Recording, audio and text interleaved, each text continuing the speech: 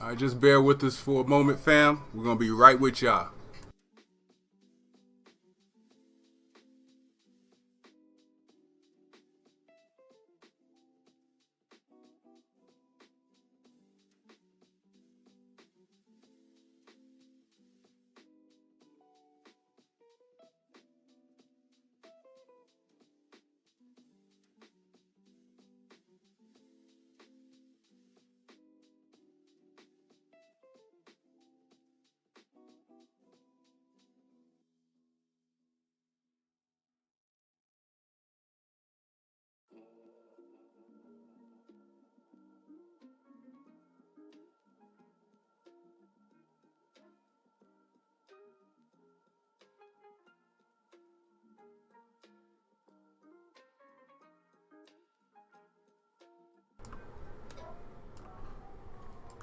All right, peace, family.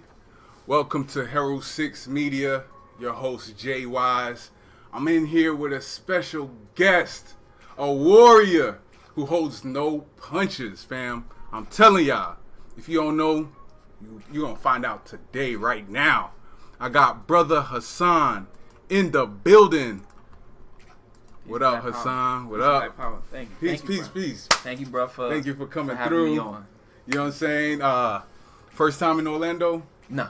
All right. But first time going to Edenville. Beautiful. First time seeing some historical things in the city. Usually when I would come, it's just a pass through. But it's been a lovely adventure. Yeah. First time to three a mask. Actually, my birthday today, so I want to happy birthday, man! Happy solar return. The brother actually purchased me something for my birthday. Showing a little Pan African love. So yeah. Got to. It's been a good day, man. It's been a real good day. Yeah, man. So, what about your experience at Three a Mask, man? Because I know a lot of locations, as far as on the East Coast, don't have a central location where they could be immersed in African art, African, culture. What was your presence? What was it like? To be real, man, a lot of people get into the culture for the basis of selling the culture to our people, right? Right. But the brother Tim, who's the CEO and the founder of better known as Bushman. Shouts out to Bushman. This brother really, you can tell that it comes from a sincere place. All right. He's not just selling you stuff. He's not selling you dashikis to make money. Right. He really cares about educating and connecting African people. With the trips that he has going on in Ghana and Nigeria coming up this February of 2020. And just the things that he does amongst the community with the food things that take place on Saturdays, and Fridays. If I'm not mistaken, forgive me. I can't recall other information. Yeah. But it seems that he comes from a genuine place. So I wish that brother, all the love and respect for everything he does. And if you're ever in the city, man, check it out. But the overall experience, to get back to the question, overall experience was lovely, man. Like, I really truly felt the ancestors being there in that place, man. Yeah. And a lot of people have been through there. Kaba, a lot of other master teachers and people who aspire to be master teachers have been through there. So it's a real good vibe. I always recommend anybody who's in Orlando to swing through Three a Mask and just immerse yourself in the culture. You know what I'm saying?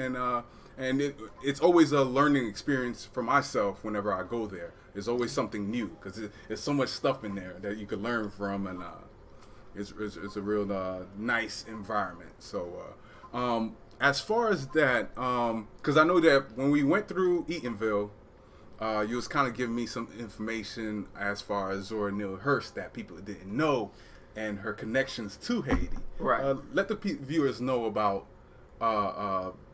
Zora Neale Hurston and her connection with Haiti. Well, she was actually one of the first African Americans to actually go to Haiti and document the African spiritualities that take place in Haiti. Not only in Haiti, but Jamaica as well. Okay. But she actually wrote the book and the screenplay for Their Eyes Are Watching God in Haiti on that trip. And that's one of her most famous books and most famous movies. Halle Berry playing the movie. if you haven't seen that movie. Right. And she was very overwhelmed by the cultural connection because her mother was a voodoo priestess. Her mother practiced African spirituality that was passed down from her family tree. Okay. And so she wanted to know more about it. So when she went to Haiti, obviously she was inspired by a lot of it. The book that she wrote about that adventure is called Tell It to My Horse. Right. Very good book. And again, she was one of the first African Americans to bravely go into Haiti and study that spiritual system, which comes from West Africa, which comes from the Yoruba people, and we call it today voodoo or voodoo, but it is actually Ifa. Right. So okay, so just to go back a little bit, because I know there may be some viewers right now who don't know much about Brotha Hassan, but what I'd like to know is what took a person on their journey to get them to where they are now. So what was the turning point or the moment or an event that occurred in your life that kind of sparked you to bring you on this journey? I'm gonna be real with you, brother. You know, I'm gonna hold no bones about it. I'm a 10th grade dropout, 7-time felon. Okay. You know, and I don't say that with any bit of remorse in saying that, because most of the people that we look up today has a criminal record. Right. We look up to Malcolm. You know what I'm saying? Yeah. We look up to, Kwame. Right. We look up to Martin.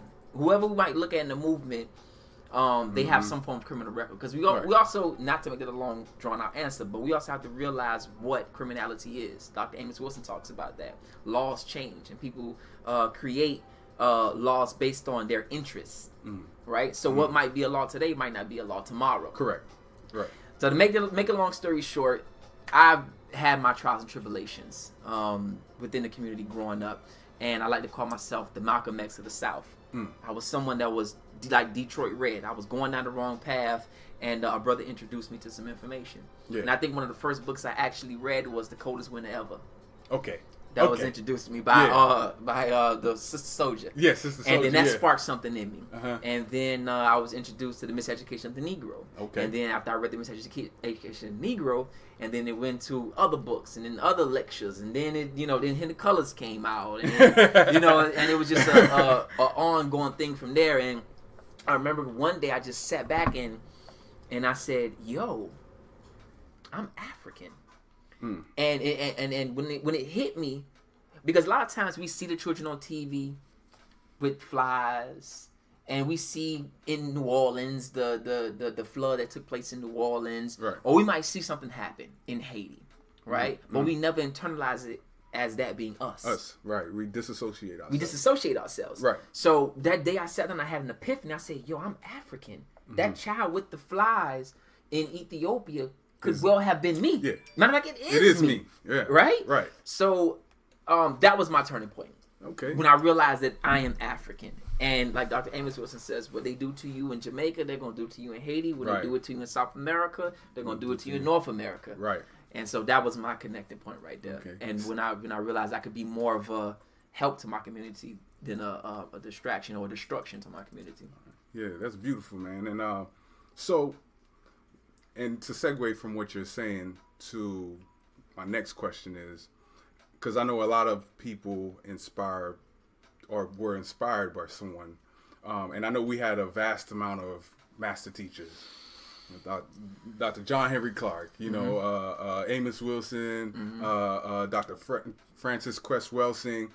Out of all of them, who was most influential to you? Although all of them were, right? Who do you think inspires you the most to go out there and deliver this solid message? Well, first and foremost, I like to give credit to all master teachers, because they've all had some way of shaping my way of thinking to some degree. Right. Neely Fuller brings the understanding the system of racism. Right. Dr. Francis Quest Welsing brings the why racism exists and how it's genetically a reason to oppress black people. Right. And then you have Dr. Amos Wilson, who to me, this is my personal opinion, brings it all up in a nutshell. Right. He embodies all of what Dr. Francis Quest Welsing talks about, what Marcus Garvey talks about, what Neely Fuller talks about, and he just brings it out and pushes it out. So Dr. Amos Wilson would have to be someone that I would credit the most for being influential in shaping and not only pushing me and driving me to go further. That's what's up. Yeah, because I really love the way Dr. Amos Wilson kind of delivers his message. It's clear cut. It's not too technical, and he puts it in a way that you can easily consume it. You know what I mean? And I know today, in today's age, a lot of people need something to be sweetened for them to consume the information. You know what I mean? But the way he delivered his message was just easy to consume. It's easy to understand. So I can see why Dr. Amos Wilson would be someone that influenced. He was definitely ahead of his time. Mm-hmm. A lot of the things that you can go back, like Tupac, you can go back to a Dr. Amos Wilson video, and the things that he said in '95, because remember he transcended in '95. Right. You can go back to interviews he did in '95, '94, '93, and they are coming true to today. Right. Yeah. So he was so much a visionary. Like, he understood everything and his complexity, right? And the blueprint of the blueprint of Black Power. Very intricate book. Yeah. And it outlines everything, man. It's so impactful how this man, his YouTube videos, someone 20 years later can watch a YouTube video and have a spark. Right. And have a spark. It's kind of like how Tupac said, I might not be the person who changed the world, but I might spark the mind. I might spark the mind of the person. He's sparking a lot of minds. That's why, again, going back to your question, he's my top guy when it comes to. And speaking of information. Books, let me see something here, bro. What you got for me, brother? What you got?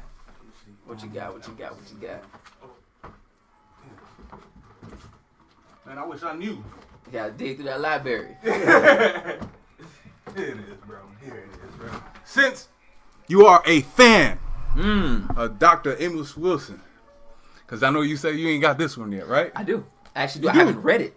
Oh, I haven't read it. Yeah, actually, I was gonna give it to you. No, I have all 7 of his books. I was gonna give it to you. Yeah, now I gotta find another gift. Nah, you gifted me enough, brother. I got the Nelly Fuller in there. I got the Nelly Fuller. I was like, yo, you ain't got it. Yo, I'll give it to you live. You know what I mean? This is love right here, man. and again, it says, "Black man, know thyself.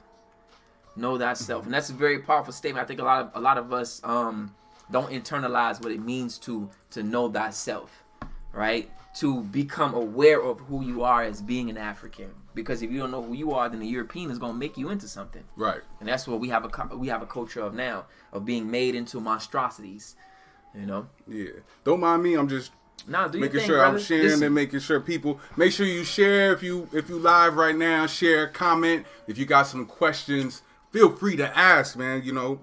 We could build right now. Definitely share live on the stream.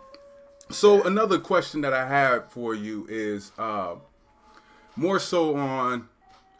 I know that Dr. Amos Wilson had a blueprint. A lot of other master teachers had some solutions, but from your point of view, 2019 and beyond, what are some practical steps we could take into kind of putting ourselves in a position to either regain some power or work towards getting power in the Black community?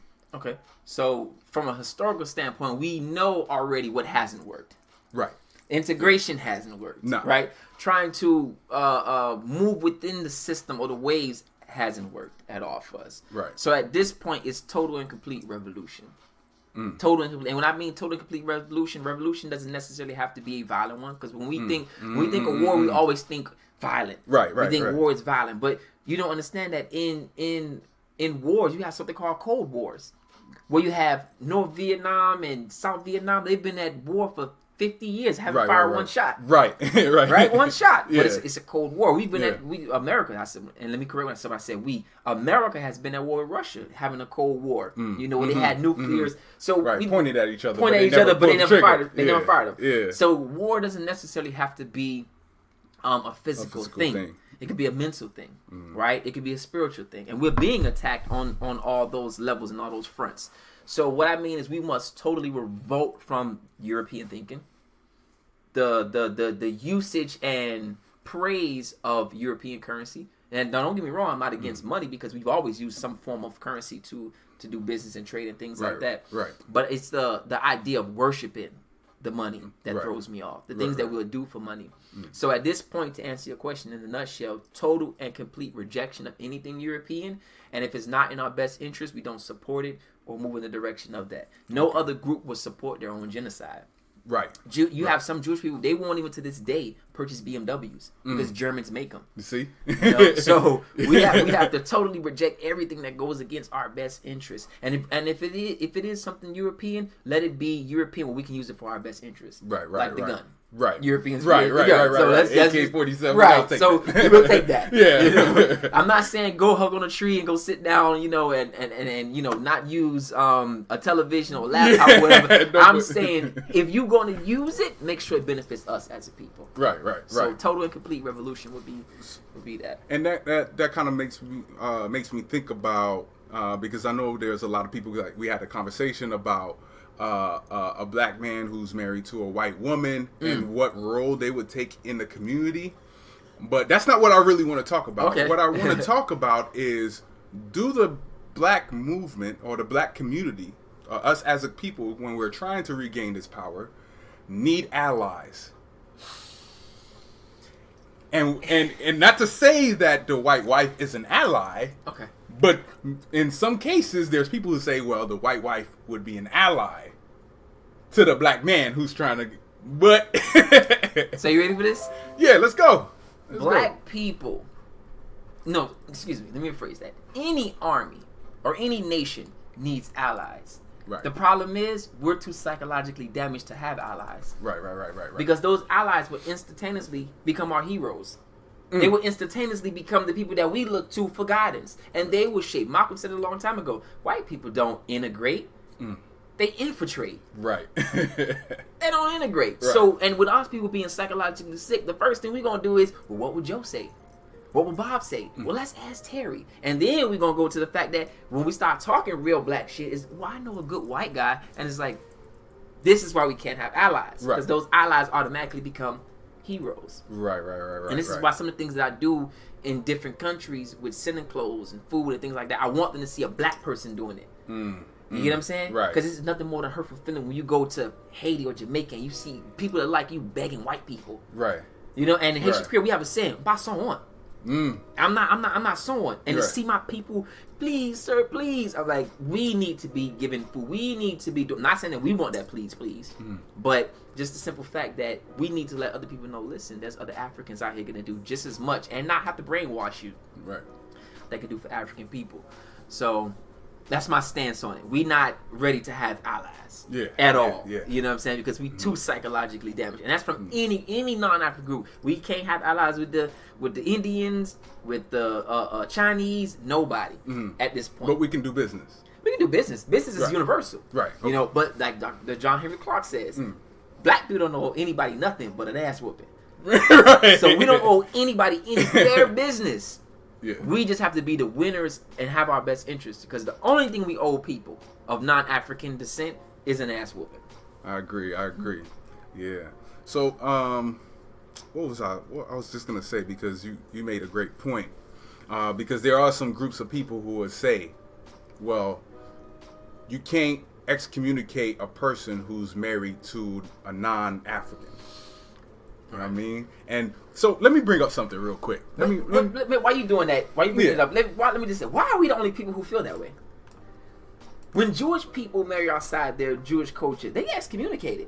Even in the Seventh-day Adventists, which is a religious sector, right? Yeah.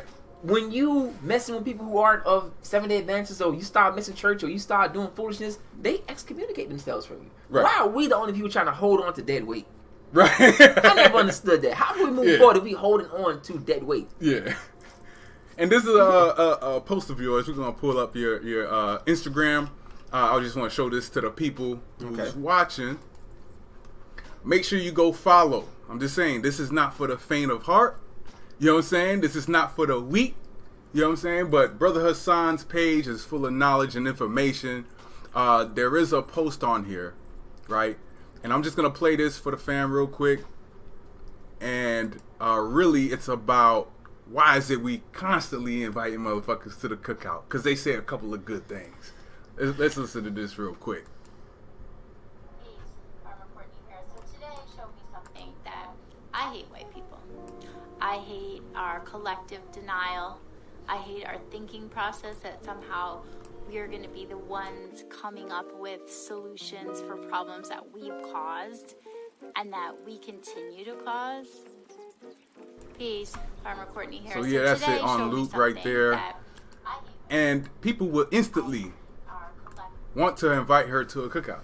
Right. And you know what's so funny about that? She and I'm not denying that anything she said is true. Because white people do create the problems that we suffer from, and then they end up benefiting from it. The problem is, why is it that Jane Elliott, right, or Tim Wise become the face of anti-racism, right? Yeah. When they say some good stuff like what she said, when black people like John Henry Clark, Dr. Ben, and everybody else says, oh, we're anti this and we're anti that, and then we become the racist. Yeah, they get blackballed. But people like that, and her and Tim Wise and everybody else, they can make they can right on CNN, sitting across, getting paid to talk about our oppression. Right. Our situation, right? So that's even white supremacy and white privilege within, you know what I'm saying, trying to so-called help black people. And that's why I say we don't need no allies. Yeah. Anything on here you want me to play? Nah, brother. You know, I whatever I see, I interpret it. And here's one thing. I'm not always right about everything. I don't know everything. But I do know I have the best interests of my people. Because some people want to get up there, they want to argue about this, and they want to argue about that. I'm not here to make you be happy about your blackness, okay? I'm not here to tell you, because you know you get a lot of pages now where people are just posting beautiful pictures of Haiti. That's all they do, and they have 250,000 followers or whatever the case, and that is what it is. Right. But here's the thing about it: we need people to be honest about our situation. Because as you and I talked about earlier, there's a lot of romanticism that comes in with being black and being African. We're not open. Right. And when you're romanticizing something, there's no room for truth. Right. So you have 250,000 people, you post nothing but Haitian food and Haitian mountains and Haitian everything look beautiful. Everything look beautiful, right? How is that really benefiting the people?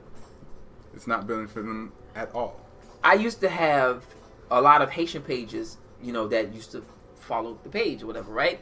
And I started going to that page. I see they was posting white Haitians. They were talking about this and that. Yeah. And then I made a comment on the person's page. And I don't want to blow this spot up, but I made a comment on their post. And I was like, hey, why aren't you talking about this man that went into Haiti and raped 50-something children in the orphanage? Right. Why aren't you talking about that? Because guess what? Those children, number one, are now in our community. And they have been sexually perversed. Right? And I'm not saying in all cases, but now they have been entangled in something that's messing with their mind. Right. And these children are going to grow into adults. And why aren't you talking about this? Why aren't you, why are you promoting white people to go to Haiti? Right. Why are you promoting white people to go to Uganda? When they just came with a plane full of guns that got caught, they got arrested. What are we doing? So I was like, are you really for the people, or you just do you get a hard on from the likes and the comments? Yeah. Because we really need some truth right now. Right. And the girl or the guy or the girl, no, I know exactly what he's on. Okay. I bumped heads with her too. Yeah. Because I bumped heads with her because she kept on posting white Haitians promoting this colorism. You know what I'm saying? Right. Whenever she posted about a Haitian doing something great, it always had to have been a lighter skinned mulatto looking Haitian. You know what I'm saying? You don't see the real, so I had conflicts with her. You know what I mean? Yeah. So back and forth. So I know who you're talking about. It is what it is. I ain't gonna blow the spot up. You know what I'm saying? You know, because I'm all about unity. But at the end of the day, you can't unify with somebody who has an ulterior motive or a slaty objective. You know. So I wish that sister all the best, or whatever like that. But it's just. We can't keep worshiping white people, man. Right. We just can't keep worshiping. And them people are not Haitian. I don't care what. They're not African. They're not Haitian. I don't care what you. How long they've been on the island. Those people are. Put it like this: 100 years ago, they would have been your master. Language, right? And it's also African language, created by African languages, African proverbs. Right. The way that we speak, like you don't see that anywhere else but African culture. This person's not a Haitian. They have. If you're a Haitian, what have you brought to the Haitian culture? Right. Yeah. What have you brought to Haitian culture? Or your ancestors. What did your ancestors do? So I can't call you Haitian because you haven't pushed the culture forward at all. All they have done is destroyed the culture. I stayed at a hotel when I went to Haiti, and I just knew it was white owned, right? And I was like, this hotel is white owned, and I end up meeting the owner. right? In the lobby. Not in the lobby, in the lobby. I just said the lobby. And he was like, yeah, you know, in 85 when Papa Doc fell, we had to get out of the country. Right? And I was like, yeah, I know why. Because they was realizing who the real problem or the political threat was in Haiti. It was the mulattoes and it was the whites. And so they ran a lot of them out. After that whole regime fell and everything, when everything, they started coming back. Now you see them a lot buying up land, buying up this, buying up that. And they put black people out there as the forefront. The first when I first walked in, black security guard, black dude at the front desk. Black. I didn't see not one mulatto, not one white, because they know. We want to see something that looks like us, even though the real money's going to them, man. And then I remember I learned from he actually owned the only or he was the only black owned gun store in the eastern region. His name is Joseph, Haitian man. But it recently got shut down. But but he was at the time he was the only black owned gun store, and he told me about the 3 families that are in Haiti that really pretty much run everything. The 3 European families. One of them are Jewish, and then the other 2 I'm not too sure. But that's sad because they lobby for a lot of different things. So yeah, you'll have a president, but really they call the shots. Right. And then you have the German dude who owned Digicel, who has a monopoly on the telecommunications in Haiti. Right. So, you know, of course, he had to lobby with the Clintons to even get that position. But that's sad that we can't even own our own telecommunication company on our own island. It has to be European. Well, because they understand the whole idea of allowing people to control the narrative. And that's why my page has been very highly targeted. Shut down several times. My platforms I've always targeted because white people understand the power of controlling the narrative. Right. They understand that if you give them a voice loud enough, they're going to wake up enough people.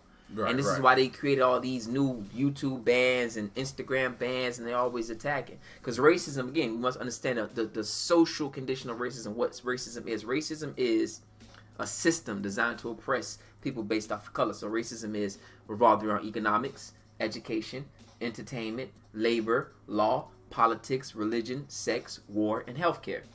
Right? And so Nelly Fuller says, if you don't understand racism and white supremacy, what it is and how it functions, everything you think you understand will only confuse you. Right. So every time we say, man, I don't understand black on black violence, why we keep killing each other? Because you don't understand racism, my brother. Right. Man, why we can't keep a black relationship? The black family all broken up. Because you don't understand racism, my brother. Man, why would I go to Haiti? Haiti's so poor. Because you don't understand racism, my brother. Until you understand racism, nothing else you understand is gonna, nothing you think you understand is gonna make sense. You gotta understand racism. How is it that you have black countries? Because a lot of black people in America, they stuck on this idea, we need our own nation. We need our own land. And I sit back and I say, there's 100 million black nations out there that ain't doing no better. So you're going to leave America to do what? Right. To be what? Right. Because if you in this system of racism and white supremacy, they determine what your dollar going to be worth. Who said that Haiti's gold is worth nothing? America. Right. Whoever has interest. Who said in Nigeria money? Who says this money is worth something? And who bases it? We can't even sneak not one gun into South Africa to help our brothers and sisters fight. But we free somehow? I don't get it. But when their guns want to get there, their guns get there. But we can't do that. Right. So until you understand racism, nothing else gonna make sense. Right. I remember this one dude said, so you telling me if I don't understand racism, nothing is ever gonna make sense. I was like, yeah. So he was like, well, what about driving? I know how to drive. And I said, okay. Because, we like to be contrary.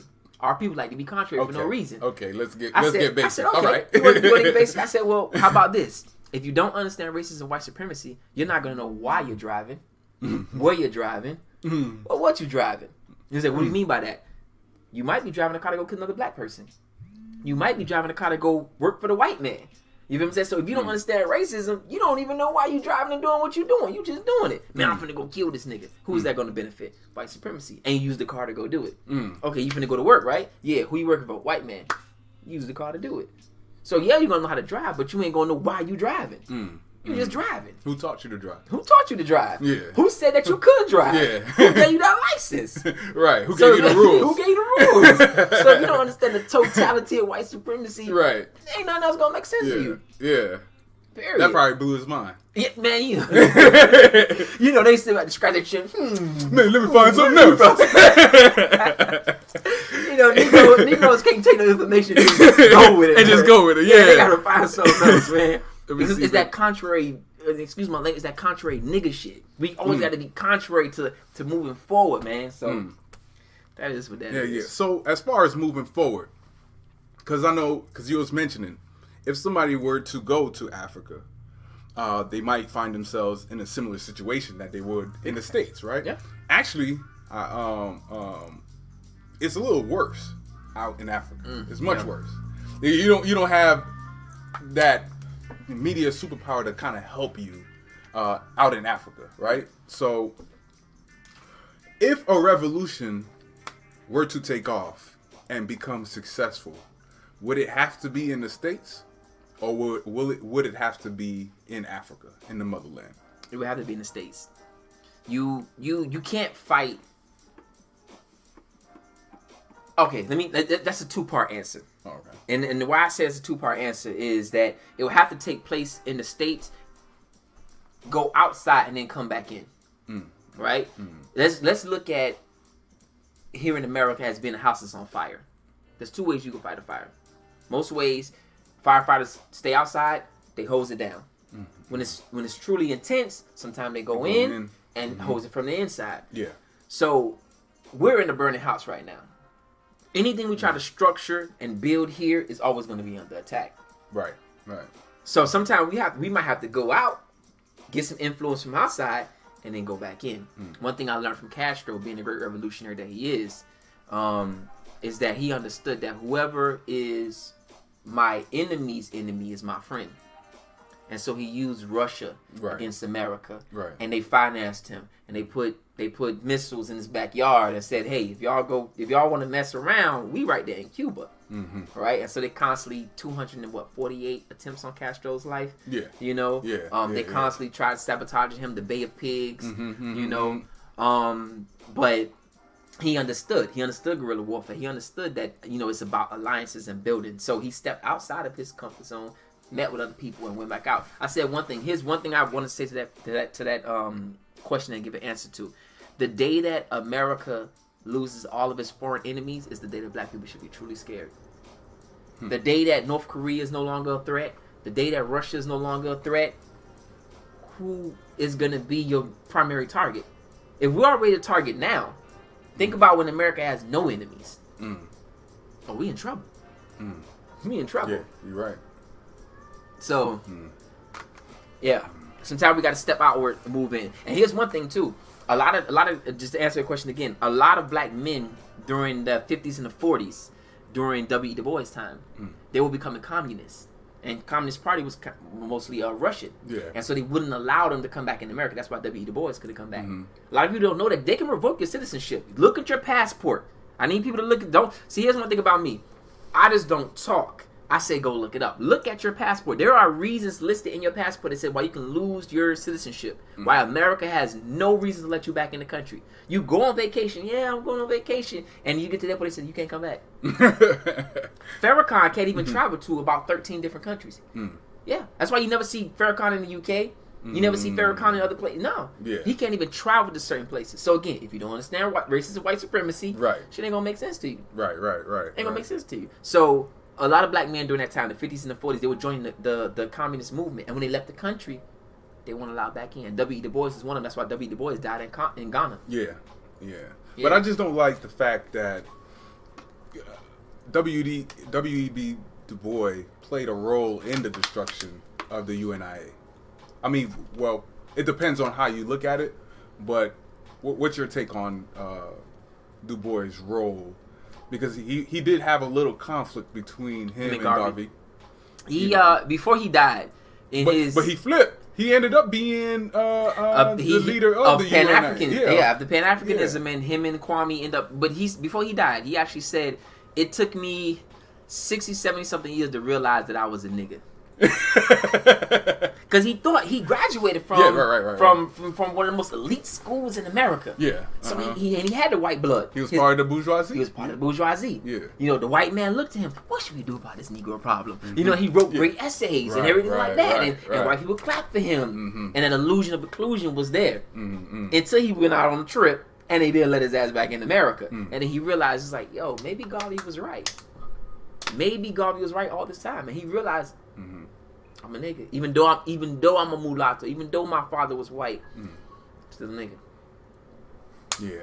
Yeah, he did. He did kind of flip. So that's one thing that kind of hurt me whenever I do read up on Webb's.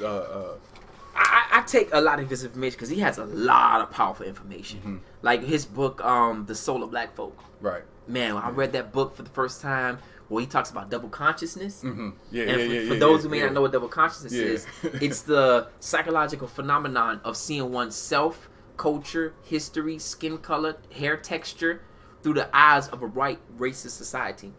So everything you see through the eyes of a white person. So it's easy for us to be like, if I wanted to respect you, I say, man, your black ass.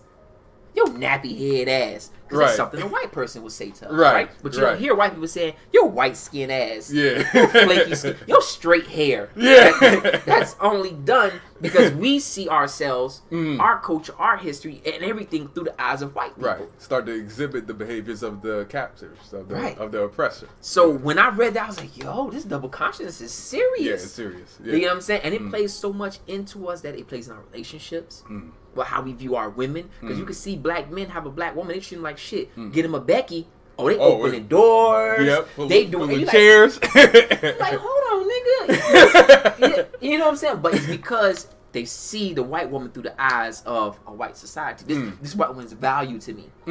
Or, you know what I'm saying? She's a status symbol.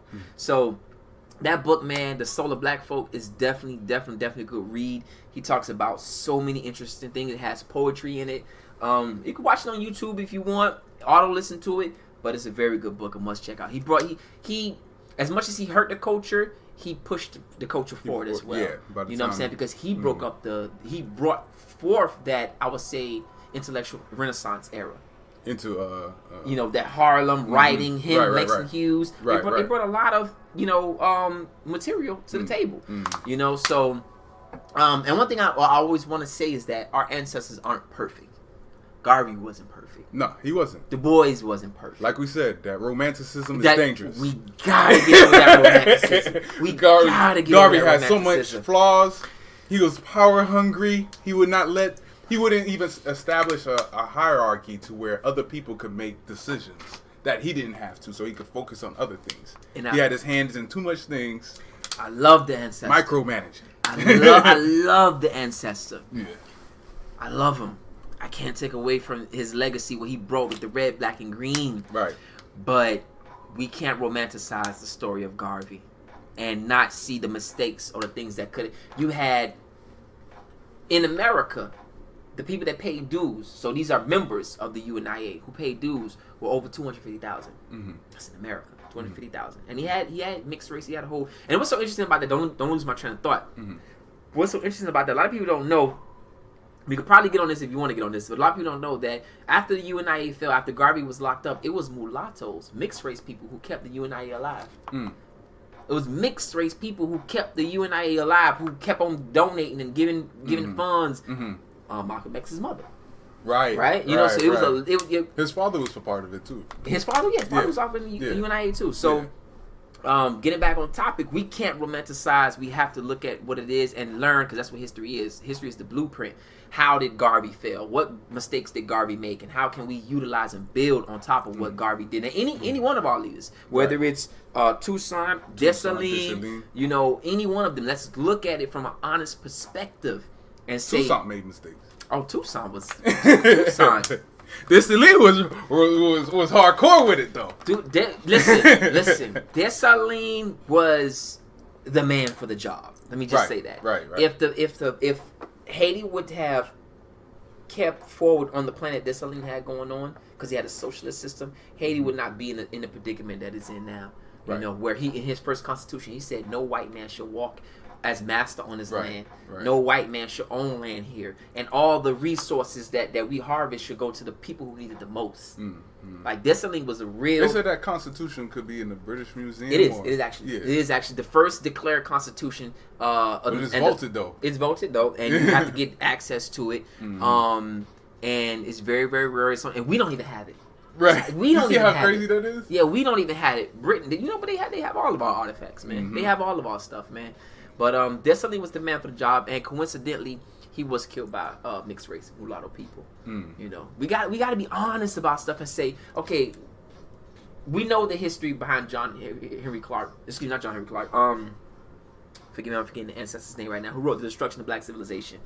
Chancellor Williams. Chancellor Williams. Yeah. We know about his book, The Destruction of Black Civilization. He talks about the mulatto problem, right? And how mixed race people have done damage It is to right here, the fam. black race. Just in case you ain't got that right. Bam. Powerful book. Powerful book. Yeah. But we have to be honest about the history. We have to be honest about it. And with knowing the history, I don't hate any mixed race person. I don't hate any biracial person. But I think moving forward, we should definitely stop making mixed race children. Right. Because it hasn't been beneficial to us as African people. I feel like it creates more confusion. It does, 100%. You know what I mean? 100%. Like, for example, you know, the Chinese or the Jews, I'm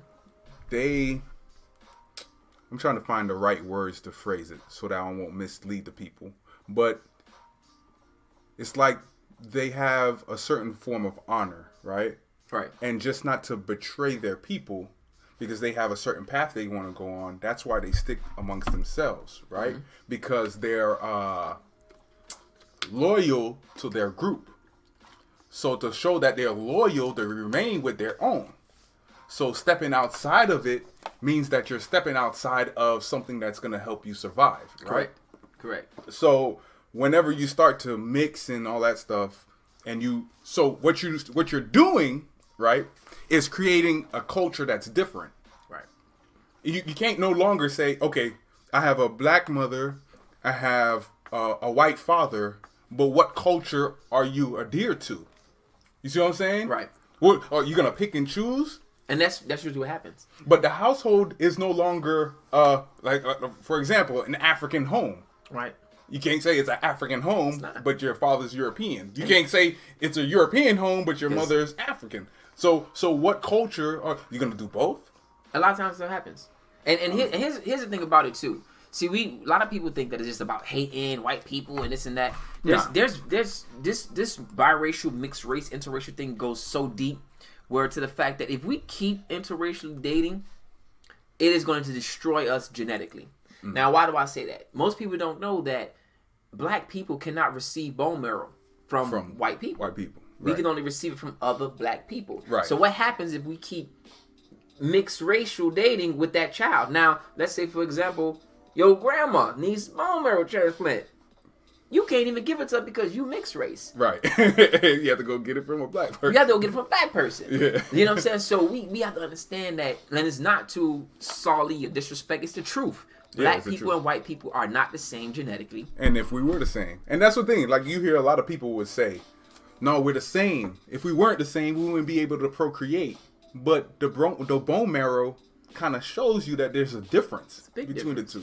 The level of melanin that we produce. You know, I made a comment one time on my Twitter where I said that, you know, black women shouldn't wash their vagina the same way that white women wash their vagina. And some black women was like, what the hell are you talking about? I don't get what you said. I was like, yo, we should not have the same habits because we don't have the same level of hormones as we don't have the same, you know, they might need to douche. Our women may not need to do that. You know, if we change our diet. Right. So when you eat a diet, you ain't gonna taste like strawberries. Right. You're gonna taste like oink oink. You know or whatever they be eating. So a lot of women didn't understand that. It went over their head.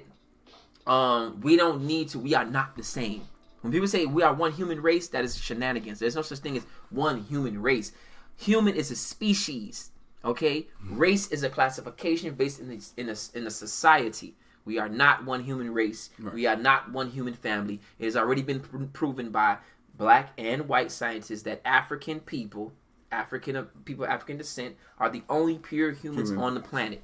Everyone else has what is called a Denisovan gene, which is a Neanderthal gene.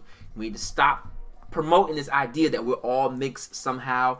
Melanin comes in 3 different forms. U form, I can't remember the other forms as of right now, which means that you could be my color, or you could be this lovely brother's right here color, and we still not mixed. Right. This brother's a few shades darker than me. I'm a few shades lighter. It doesn't mean anything because that's how melanin is. Right. Melanin. So just because I'm a little brown, don't mean I got no white grandma. We're all mixed back somehow. There. Oops, my fault, brother. Nah, we good, brother. We good. So so what is the book that you're reading currently? That. Currently, I'm reading Dr. Amos Wilson, Black on Black Violence. Which is a very I can kind of get the overall premise of the book because one of Dr. Amos Wilson's famous quotes is if you want to understand a problem, don't look at who suffers from the problem, but look at who benefits from the problem. Right. And so through reading that book, I understand that every problem that we have, and I need everyone out there to understand, every problem that we have as Africans is a social benefit for Europeans.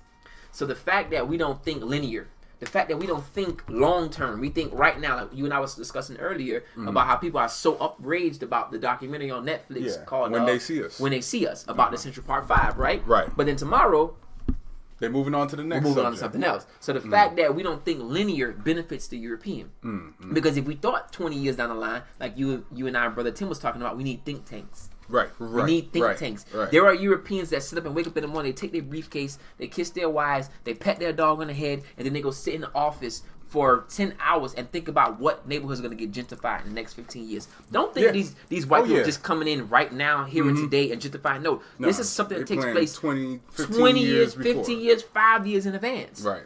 But us, we don't think linear. We think right here, right now. What's going to satisfy me right now? And it's momentary. That's momentarily. Yeah. And that's a creation by white supremacy to have us think linear, to have us not think linear and think right now because that benefits them. If we're never thinking generational down the term, we thinking, well, love is love, and I got to love who I love, and I'm going to become a millionaire, and I'm going to marry a white woman, I'm going to make a biracial child, and that biracial child is going to marry a white person, and then that child's going to like Muhammad Ali's grandchildren. Right. Have you seen his grandchildren? Yeah. Yeah, they're white. Yeah. so the Ali name is now going to be owned and put out there by white people. Right. You know? But just like you said, I think that momentary mentality is a byproduct of starvation. When you're starving, you're only thinking about the moment. I just need to eat now. I just need to eat now. I just need to eat now. Instead of taking yourself out of that loop of I need to eat now, I need to eat now, to, okay, how can I eat forever? Right. How can I never have to worry about food again? And that's when you start to take yourself out of the loop of momentary, being caught up in moments and being a planner and planning ahead, just like Europeans are doing when it comes to taking over your communities. They're planning 5, 10, 15 years out in the future.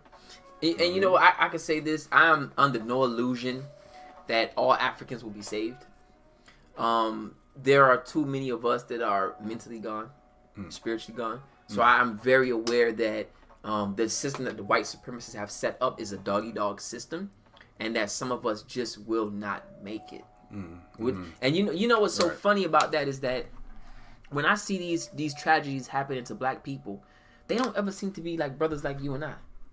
They seem to be, you go on their Facebook and they with white girls. You know what I'm saying? Or they got white friends, and you like, okay, he went to a party with a whole bunch of white people, then he ended up dead in the pool. Or, you know, he ended up somewhere, you know, in Greece. Recently, a dude went over there to Greece with his white friends, and they beat him to death in the bar and killed them, you know. Or this young lady went to a sleepover with her white friends, and then magically she ended up dead. So these type of things, I'm not saying that we can't become victims, because it's a system, obviously, and the system perpetrates itself and runs concurrently, but a lot of times it's the black people who are not aware of what's going on, or who even don't want to hear about what's going on. Yeah. Because I even sat down one time and bless his brother soul, because I did a lot of work with trying to organize things for him in the community. I sat down one time and I thought about Trayvon Martin, and I said, how would Trayvon Martin would have received my information if he was alive? He wouldn't want to hear it.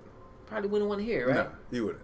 But these are the people that we go out and die for, and we get out in the streets and we protest and we get arrested and we not watching football and we not doing. But so what I'm trying to say is everybody not gonna make it. Just to make a long story short, some people just not gonna want to hear it. Yeah, and just gonna let them be. I'll let them be a victim. Right. Because I can't save you and drown myself. True, you can't. Yeah. So. Yeah. Just like when the plane's about to go down, you gotta put the mask on yourself before you try to help someone else.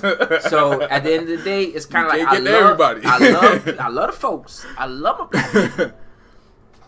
But if you ain't trying to put your own mask on, and you ain't trying not to breathe in this white supremacy air, then my brother, I will have to let the ancestors take the wheel, ancestors. Right, take the wheel. Take the wheel. He ain't want to hear me, so. Right. So, yeah, man. So, is there anything you want to share with the fam as far as any projects that's coming up?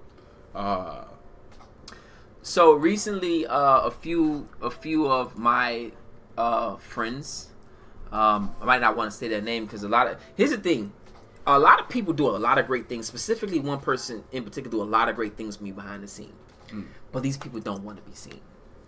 They're just like, I don't want any, shout outs or anything like that. I really respect that because sometimes I want to fall back and I'll be like, I don't want to be out there like that. You know what I'm saying? But the work has to be done. Our people sometimes needs a face. Right. So first and foremost, I want to say thank you for, you know who you are. Everybody who helps me out behind the scenes, doing a lot of great things.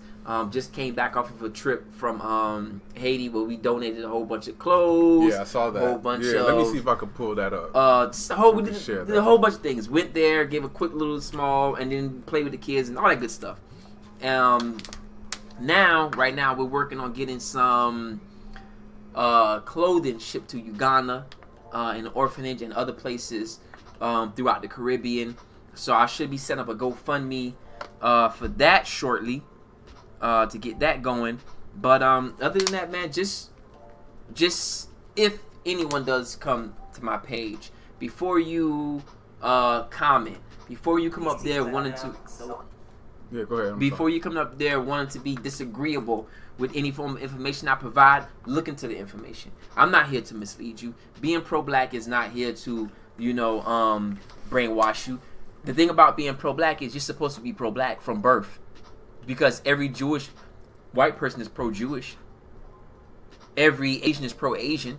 Why do we have to convince you to be pro-black? And being pro-black is pro-self. So I'm saying before anybody comes to my page or comes on any bit of information that I put out there, please probably do your research. And I'm not here to spread hate. I'm here to spread love for my people. Because we can't love anybody outside of our race until we begin to love ourselves. And I'm not promoting loving anybody outside of our race. I'm saying how can we ever be a force to be reckoned with and deal with other people outside of our race if we have not yet learned to deal with ourselves? Right. We're going to become fodder. We're going to become used. We're going to become, just stepping mats for other cultures. So before you talk about loving and all that shit, first love your own people. That's what you need to do. Stop talking about loving everybody. Love your own people first. And that's the message I got to give. Where can people find you, follow you, stay in tuned with any information that you got going on, other than the Instagram that we got? I mean, I'm pretty simple, man. Brotha Hassan on Instagram, Brotha Hassan on YouTube, Brotha Hassan on Twitter. I'm always popping stuff. I mean, for me, I'm real simple. I answer all DMs. I don't care how many DMs I got. Even if I give you a thumbs up, I'm responding. Because at one point, I was a novelty. When on Instagram, and I remember I used to see these pages with a whole bunch of followers, and then I would send them a DM, and then I'll check the DM, they never answer. I'll go back a week later, they never answer, and I was like, God damn it, nigga, so I personally answer all DMs, and even if it's just a question, a video, I'll give it a thumbs up, I'll give it a like, just to recognize, because all we want to be is recognized. Right. Everybody wants to be recognized. Everybody wants to, have a level of, all right, you see me. All right, brother, hey, I'm sharing with you, brother. So, I may not have long conversations. I may not be able to do that because time is limited. I am a father as well. Right. I am still on the plantation. I still got to, swing my bales of cotton and do whatever I got to do, too. So I don't have time to chit-chat, but I'm always here, man. So Instagram, YouTube, all and that's one thing that I respected about you because I remember there was a time where you were pretty consistent. Every Sunday around 9 o'clock, you'll have conversations with anybody. Yeah. And there used to be a lot of novice people on there trying to debate you about the most basic things. You know what I'm saying? About the Aborigines and all this stuff. And it'd be some young brothers, too, that you've kind of converted to. They follow me now, and they kind of changed their ways, but they still kind of stuck in the in some of their old ways as well. But the fact that you would have conversations with anybody, you'd be like, all right, come on, let's talk about it. That kind of burnt me out. That kind of burnt me out. Yeah. That kind of burnt me out. I had to step back from that, and then I was just like, you know what, there's more things I need to be doing too. But it really, really burnt me out because our people can bury you, man. Yeah. if you really look at most of our leaders, in all honesty, most of our leaders have been assassinated by white people or died from poor health conditions. Died broke and alone from poor health conditions. Yeah. You know? Yeah, like Dr. Ben. Dr. Ben died in a nursing home in the Bronx. That was sad, yo. I went to go see Dr. Amos Wilson. He didn't have a headstone. Right. We had to pitch money together as a community to get Dr. Amos Wilson a headstone. Yeah. But we post his videos every day on social media. Yeah. All hail Dr. Amos Wilson. Yeah. You know? So that really bothers me. I had to take a step back. My hair was thinning. I was like, you know what? Let me just cool it down. I still answer the DMs, but the lives every Sunday, we'll get back to that at a later time when I'm in a better space. But mentally, I'm just not. I can't. All right. I can't. Yeah. But I hope we could do this more, man. Listen, I'm gonna have to hit you up on a Skype. We could just do this, you know. Yeah, you gotta plug me in. You know, I'm I got you, man. Computer stuff. I got you, bro. We're gonna get this rolling, but we're gonna sign out. It's Brotha Hassan and Jwise, Haru 6 Media. We out. I appreciate it, brother. No problem, brother.